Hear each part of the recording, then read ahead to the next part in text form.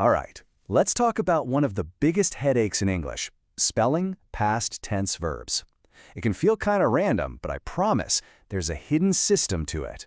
Stick with me for the next few minutes, and you'll be spelling these things like a pro.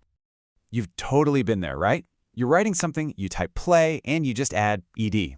Easy. But then you get to a word like study or stop, and you kind of pause. Do I change the Y? Do I double that P? It feels like you just have to guess, but you don't. There are some surprisingly simple rules, and we're about to lay them all out.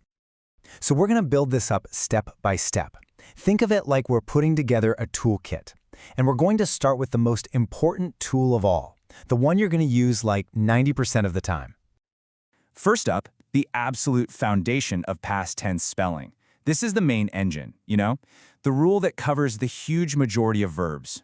Get this one down, and honestly, you're most of the way there.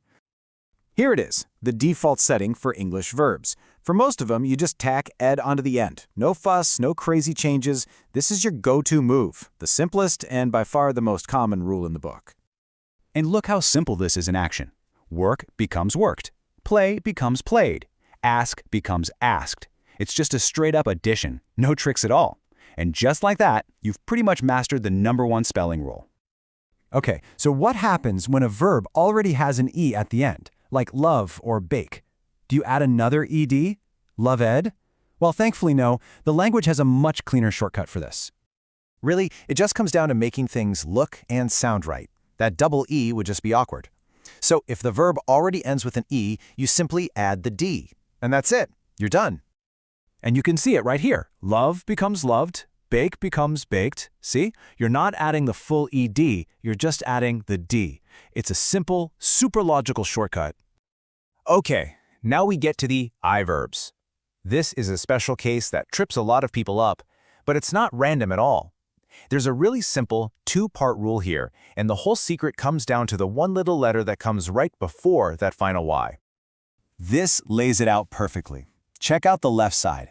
If a consonant comes before the Y, like the D in study, that Y actually changes into an I before you add ed.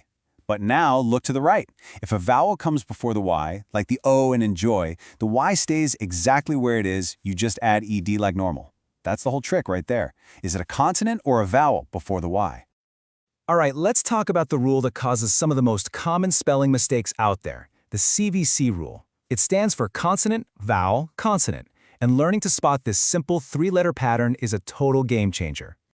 So here's how it works. For a short, one-syllable verb, if the last three letters follow that consonant-vowel-consonant pattern, you've got to double that final consonant before you add ed. Let's break this down a bit. Take the word stop. The last three letters are T-O-P. That's a consonant, a vowel, and a consonant. Ding, ding, ding, that's our trigger. So we have to double that final P to get stopped. Same exact pattern with plan, which becomes planned. Once you train your eye to see that CVC sequence, you've totally cracked the code. But like any good rule, this one has a few little exceptions to keep you on your toes. The CVC doubling rule does not apply if the verb ends in W, X, or Y. So fix becomes fixed, not fix-exed, and snow becomes snowed. Just remember those three letters, W, X, and Y. They don't like to be doubled. So what happens if the verb has more than one syllable? Does that CVC rule still work? Well, sometimes. It all comes down to a really simple question. Which part of the word do you emphasize when you say it out loud? Check this out. On the left, listen to the word prefer. See how the stress is on the end? That's the trigger for the CVC rule, so we double the R to get preferred. Same thing with regret. But now, listen to the words on the right. Visit. The stress is at the beginning, so the rule doesn't apply, and it's just visited. It's all about where you put that emphasis. So we've covered all the rules for the regular verbs, but now we have to face the rebels, the outlaws of the English language, the irregular verbs. These guys follow no rules but their own.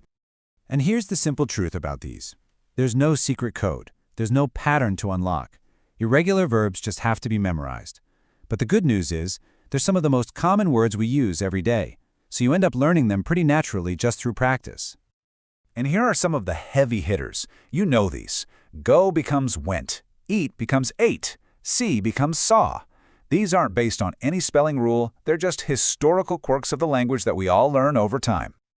Okay, so we've gone all the way from the simplest rule to the trickiest exceptions. Now, let's put everything we've learned together into one simple, powerful cheat sheet.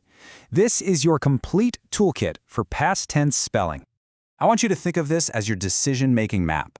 Anytime you're not sure about a verb, just run it down this list. Is it just a standard ed verb? Okay. No? Does it end in y? Does it have that CVC pattern? And if it doesn't fit any of those, well, you're probably looking at one of those irregulars. This chart turns what felt like guesswork into a really clear process. And there you have it, that whole confusing system of past tense spelling broken down into a set of simple, predictable rules. You've got the defaults, you know the exceptions, and you even know how to spot the rule breakers. You are now officially ready to write about the past with total confidence. The only question left is, are you ready for the future?